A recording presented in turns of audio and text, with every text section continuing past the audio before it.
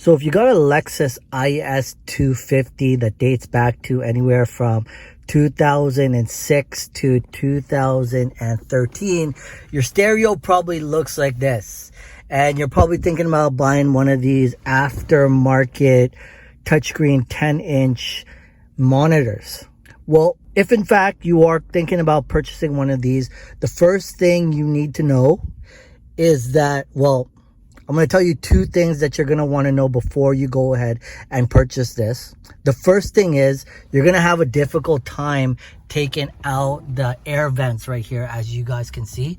And what happened was when I wanted to take the air vents out, I had to break it. I ended up breaking them and I had to buy a new one. So what you're looking at there is a brand new one. You can see the old one is right here.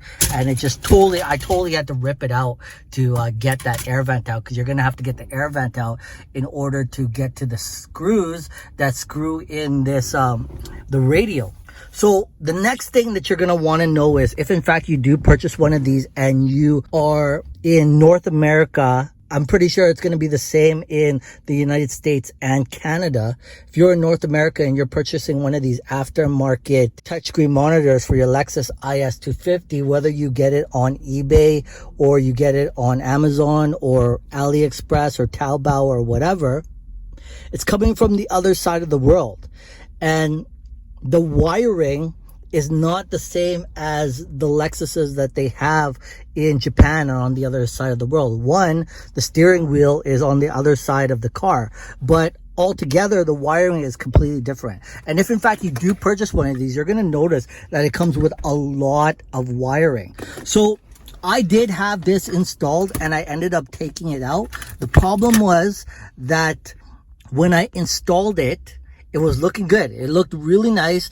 I know you might hear that you might have a little bit of problems with tuning radio stations, but if you just turn the knob with tuning, you'll be able to find your station. It just may not be the same station. Like for instance, the number might be off, but your station is there because we are in whatever city you're in here in North America.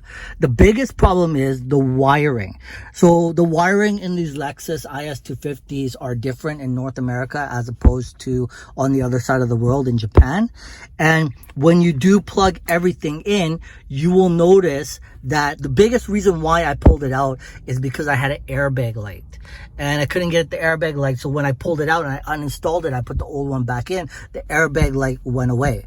So I was able to talk to an electrician and he said that he may be able to do some wiring and just rewire certain things and it's going to be able to work fine. So the only issue I had was the airbag light. I didn't really like that and I'm contemplating whether or not selling this car because it is a 2007. It has nothing to do with the radio, but I'm thinking about upgrading vehicles. And so while I'm showing it to potential customers, I don't want to have the airbag light on the dash because again, it's a Lexus. You know, these cars last a long time. It's only got 160 kilometers on it, and I've never had an engine light. So to have an airbag light on my dash for a Lexus is pretty bad. So I ended up pulling the stereo out. So that is the only problem that you will have.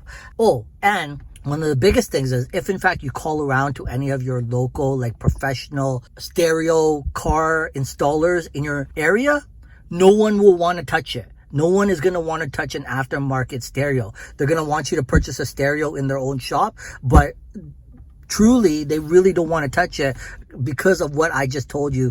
It's the wiring. The wiring in the Lexuses here in North America are different than the wiring in Japan and on the other side of the world. The steering wheel, for one, is on the other side of the car, and you're going to have a problem with wiring. If you can live past having an airbag light on your dash, then by all means, but for me driving around, I don't really feel safe, and showing the vehicle to potential customers that might want to buy the car, it looks bad. So that's the reason why I pulled the stereo out. Now, after all of that, I want to put everything back together. And as I showed you guys at the beginning of the video, I ended up ripping out the vent, which really sucks. So I had to order a new vent. And this vent right here had to come from Japan because they're not easy to find. You may be able to find one at a Wreckers, but even then, they're still not that easy to find. So this vent right here, I believe cost me a few $100s. And you can see I didn't push it all the way back because it's very difficult to pull out. So I've left it out just partially because I am still thinking about putting the stereo back in. The only problem about the stereo that is just the wiring. But I was able to talk to an electrician that said that he may be able to rewire it and fix it for me. But I just haven't gotten around to doing it. So if in fact you can work around those little hiccups, this aftermarket stereo looks really good. Will really look good in your IS250. But if in fact you aren't someone that can work with those problems that I just mentioned to you, it may be something that you want to stay away from. Anyways, that's the aftermarket stereo for the Lexus IS250.